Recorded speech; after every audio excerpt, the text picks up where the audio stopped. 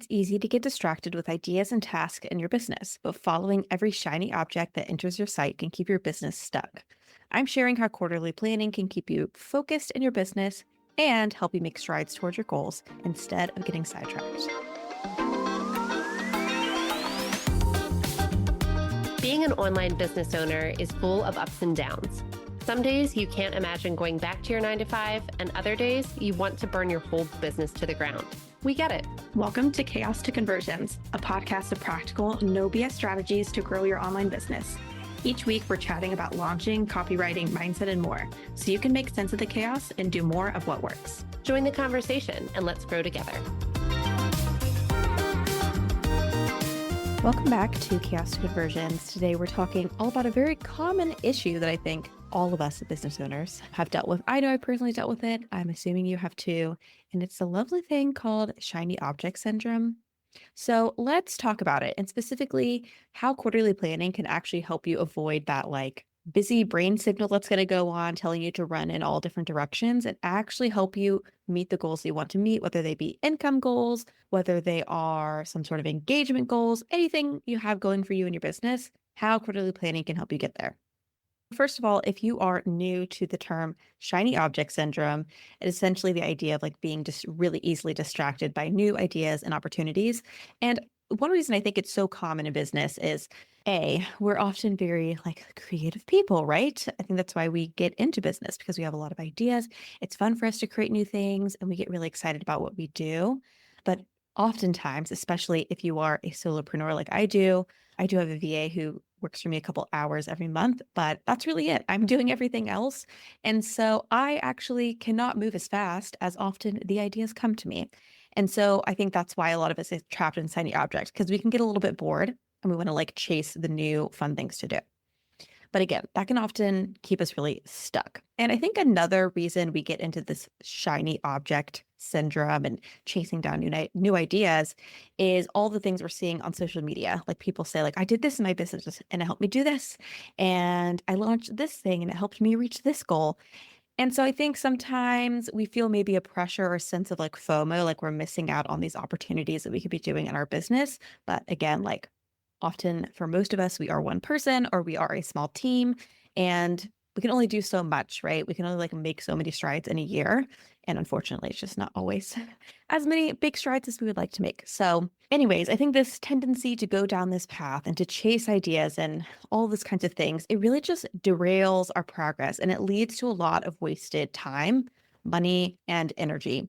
And like I said, leaves you feeling stuck, because if you are running in all types of directions, you're not going to make it very far, right? Whereas if we're on one single path and putting all of our energy there, we can get much farther in meeting that goal.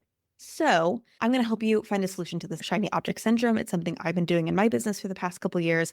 It's something that I help many of my clients do and people who have attended workshops with me in quarterly planning. And so let's talk about it. Before I get into kind of the power of quarterly planning, I want to start you off with kind of a story of where this episode idea came from. It's something I've heard clients talk about, but B, back in November or December, I was feeling all the shiny object things. I had some really big goals for the new year, as I'm sure you did too. I wanted to fit them all into my schedule and do all the things. And that's, again, not possible. And so I used this quarterly planning method that I teach clients and people who attend the workshops to hone in on specifically what was going to move the needle in my business. I know that's such a term in business, right? Move the needle task, but that's really what we're identifying in quarterly planning. And by doing that, by having my quarter set out for me, I knew which creative ideas that were coming to me were actually useful for me to spend my time on, and which were things that I needed to put in my backlog, put in a note somewhere that I could come to at a future time, possibly, because if I did them right now, A, they were going to fit in, and B, they were going to throw me off this very dedicated path I was heading down. So I'll get more into that story in a second, but I just want to give you an idea that you're not alone if you are feeling that pull to do all these different things in your business. So Let's talk about really the power of quarterly planning. When I teach quarterly planning to clients, workshop attendees, all that kind of stuff, people in the Copy Huddle membership, I am approaching it from a content lens. But that does not mean that your quarterly plan doesn't also help you with like running day-to-day aspects of your business. That doesn't mean it doesn't help you with that shiny object syndrome, because what quarterly planning does is it forces you to prioritize what matters. And the things that matter are those needle moving tasks. Okay. So it's going to force you to evaluate the opportunities that are coming your way. It's going to force you to evaluate the ideas that you're coming up with against the goals that you have and the pieces of content you need to create to get you towards those goals, right? It also helps provide a framework to decide if you really have time for something new. So when I sit down and do quarterly planning with people, the first thing I always start with is the goal. What is your goal for the next quarter? And we can have content goals, right? Like, oh, I want to get more visible. I want to boost my open rates on my email list. I want to boost my click rates. I want to get more engagement in Instagram. Those are all like content based goals. But we also want to have an overall business goal that our content supports. So, for example, a big goal of mine, quarter one of 2025, was launching my membership, the Copy Huddle. And so a lot of that was me focusing on and warming people up for that, trying to get new people into my audience, talking about some of the pain points and desires and ways that I could help people. And also kind of getting people to see that I was diversifying the things that I was doing in my business, because I was kind of making a pivot in a way from I'm not just doing done for you copy anymore, I'm also doing done with you copy now. So I needed to align those pieces in my business to make the launch as successful as it could be. Then, with that big goal in mind, I had to come up with the pieces of content, right? That's when my content plan came into place. Okay, what kind of emails do I need to send? What kind of social media content do I need to create? What kind of threads post am I going to put out to help me move towards that goal? Obviously, there's going to be things I'm doing to move towards that goal that aren't just content related, right? I had to set up all the tech for my launch. I needed to reach out to people about collaboration opportunities.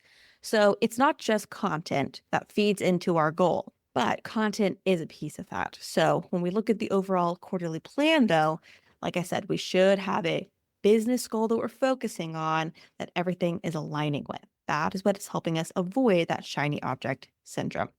With that in mind, I want to give you kind of two specific examples again from quarter one, knowing now that I had this goal of visibility and notifying people of this kind of pivot I was making in my business, warming them up for my offer. Okay, so there's a couple things that happened. First, I applied to several different bundles. I had people reach out to me about different collaboration opportunities, and I really wanted to do them all. But when I looked at the plan that I had crafted for myself for quarter one, there just literally was not enough time to do all of these collaboration opportunities, and some of them just weren't the right timing. For example, some of the collaboration opportunities that came my way were specifically email marketing related, which is very much aligned with the kind of people that I'd want to bring on my list because that's what I do. Whereas some of them were kind of like a totally new audience, like they might be like moms in business. And I'm sure there are many people, maybe even you included, who are a mom and you own a business, right? But that isn't something that I like specifically create content around. And so I had to choose where is my priorities here? What are the kind of people I want to bring on my list? What are going to be the best opportunities? Because I was very tempted, the shiny object syndrome in me that was like, I want to do all of these. I don't want to miss out on anything. This would be so fun. Like, this is a great opportunity. There were some of the people who were reaching out to me that I was like, I would be dumb to not work with this person. But at the same time, I'm looking again at my content plan and going, there's physically no room. There is physically no time. If I spend the time doing this bundle or I spend the time doing this freebie swap or whatever it is that someone has reached out to me at, all I am doing is veering away from what I actually need to be creating and focusing on. So I'm not going to see as much visibility, maybe in the way that I want to, like attracting the right audience.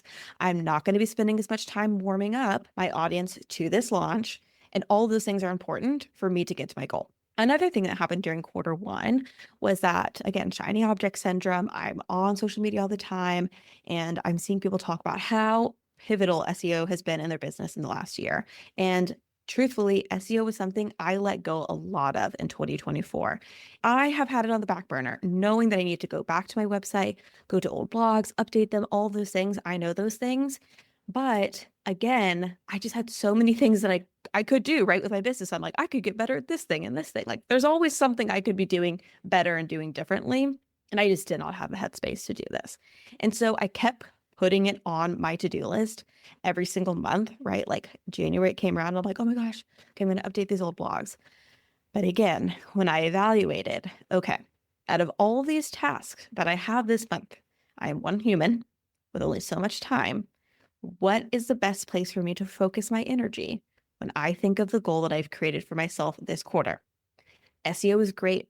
It is something I do need to come back and focus on. But this quarter is not the time for me to do that because I have a lot of other things I do need to do to prepare for this launch that need my time and energy to make this launch successful. That's what I really mean about quarterly planning helping you prioritize. With that in mind, let's talk about how does one actually do quarterly planning? How do you plan for your business quarterly? Everything is going to start with your goals. Typically, I create a business goal for myself, and then I might have like miniature goals within that. So let's say that in Q2, my goal is to like have a certain amount of income, or maybe my goal is to get more visible. That's great. That is the overarching thing that I'm aiming for that entire quarter. Doesn't mean I'm not also doing other little things in my business, but that's like where I'm hoping to spend the majority of my energy and where I'm focusing, not going down these little paths. Okay. Then you might create some minor goals underneath. So if I know my overarching goal is visibility, okay, what is my content goal for that then? What is a piece of content that I might want to focus on to help with visibility? So for me, something that I've been really intentional about this year, 2025, is growing my email list. I really want that to be the place that my audience is most engaged with me, like where I gather people the most and where I see the most payoff with my content. So that is my content goal, growing my email list and engaging my subscribers. Okay, that goal perfectly aligns with my goal of visibility. They're not two totally separate things, but it's kind of like a micro goal underneath, right? Like breaking it up into more actionable things. You can break up your quarterly goals into other smaller ways. So, once again, if I know that my goal is visibility, what other miniature goals might I set for myself? Maybe I have a plan to apply to X amount of collaborations in this next quarter. Maybe I have a plan to create a new welcome sequence that warms people up, right? So we can kind of create these other arching things that we want to do that go underneath our big umbrella. And then what task are we going to need to accomplish to do those things? That is really where the quarterly goal comes in mind. When I do email GPS with clients or I do content planning with them, obviously I'm focusing more on the content, specifically email marketing and long form content. So we do talk about goals. And then I usually help them create a content goal and we start breaking it up into the types of content that they'll need to create. So going back to the visibility piece, if I'm trying to grow my email list, then I might help them create pieces of content on their blog or on their podcast, right? We might talk about ways that we can incorporate blogs around like certain freebies that they might have or really low cost products that would easily get people on their email list. Or in their emails, if we're again trying to grow their email list, let's think of some piece of content for their email list that's going to be really engaging for subscribers and also make it feel like a special place to be. Like they're not just going to find this content anywhere else. How can we make sure that when they're on their email list, they feel like this is a unique opportunity for them, right? Of course, some people have very specific goals they want to accomplish each quarter. Maybe they're trying to warm people up for a specific event that they have going on in their business or a specific launch. Maybe they are trying to sell a specific product or make their audience aware of a specific service and really bolster that up.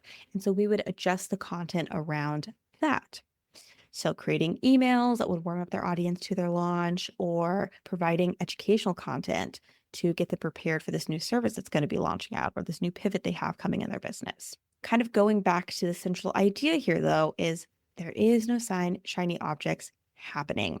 When we're sitting down to do this content plan with our quarterly goal in mind, we have a very streamlined and very strategic vision of what the content is going to look like.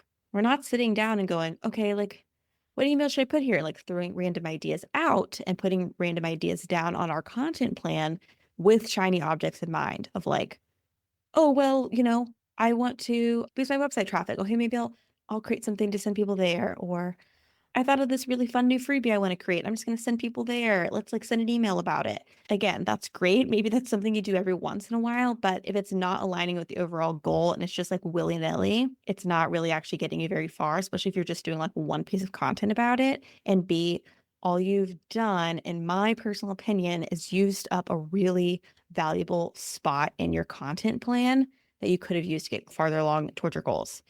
If you're like me and you only send like 4 to 6 emails a month, every email you send has to be really intentional, especially if you're only doing 4 emails a month. That's what I was doing for many years.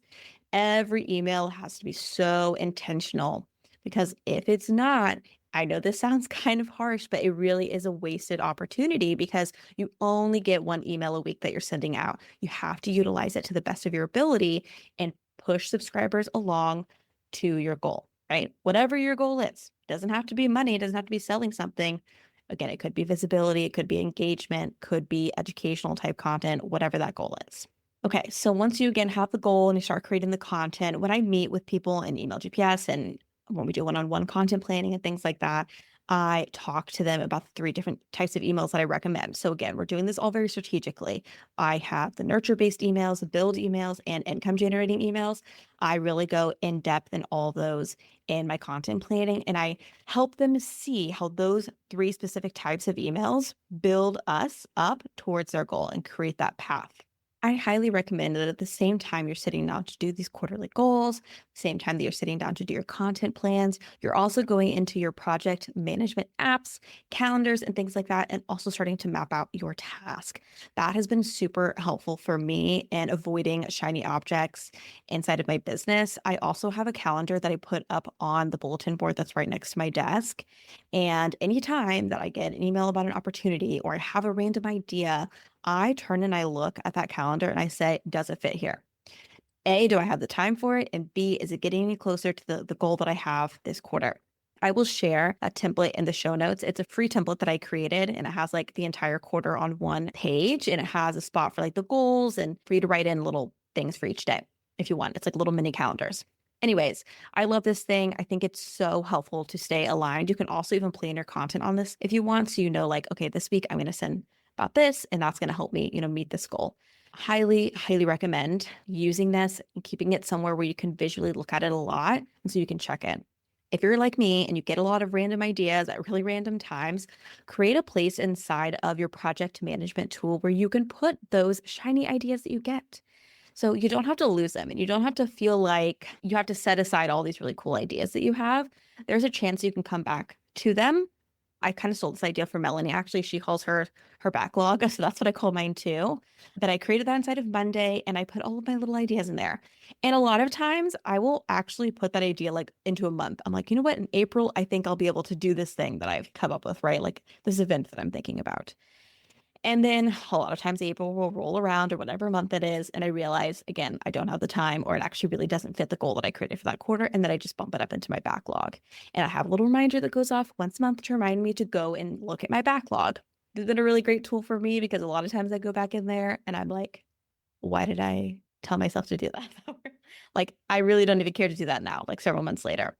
So again, I think shiny objects can feel really fun in the moment, but sometimes when we really like take time to evaluate it, they may not actually be like that purposeful for our business, like really be something that we need to focus our energy on. Or maybe you go back into your backlog and you love it. So I took that strategy from how I deal with tattoos in my life. I've always been someone who like thinks about them for a long time before I get them. And I like make myself purposely wait several months. And if I still like the idea months later, then I know it's probably a good idea and I need to make time for it. I need to go and get it done. Usually though, several months later, I'm like, actually, I'm really glad I didn't put that on my body. So that is my pro tip for shiny objects. To kind of wrap things up with this episode, we all have shiny object syndrome, right? You and I have struggled with it at some point, getting easily distracted by ideas. But the only thing that we're doing when we chase these shiny objects, instead of really focusing and honing in on the goals that we have for ourselves each quarter, is wasting time, money, and energy. Instead of putting all that time, money, and energy into the one big thing that we want to accomplish, we're going to get so much farther that way. So with quarterly planning, what you're able to do is, again, identify that big overarching goal that you have for yourself, break it into smaller goals like a content goal or maybe a monetary goal or even just like smaller tasks. that you can focus on throughout the quarter. And again, help to make really good strides, needle moving strides towards the goal. So at the end of the quarter, you can go, okay, my goal was visibility. I wanted to bring on X amount of subscribers. I wanted to be in X amount of collaborations. And I was able to do that because that's where I focused my energy and I didn't get distracted with other things. It'll also help you decide what things that you can take on in your business, right? What tasks you can take on, what opportunities you can take on, and which things you need to say no to. And you don't have to feel bad about at least saying no to them right now because you know you're working hard towards a goal.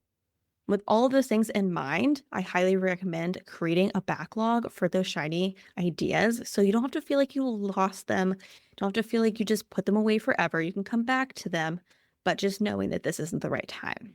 If you would like that quarterly planning template, which is that little quarterly calendar I created, so you can have a quick glance at the things you want to accomplish this quarter and the plan you've set for yourself, I will link that in the show notes. I will also link the waitlist for the email GPS, the challenge. I am bringing back email GPS, hopefully in April, and I'm changing it up a bit to be in a challenge format, and I would love to see you there. So if you're interested in learning more about that, you can sign up at the link in the show notes. Thanks so much for joining the conversation today. If you want to learn more about how we can work together on email marketing, launch copy, or content planning, head to therelevantcollective.com. I'll meet you back here next Tuesday for more practical strategies to take your business from chaos to conversions.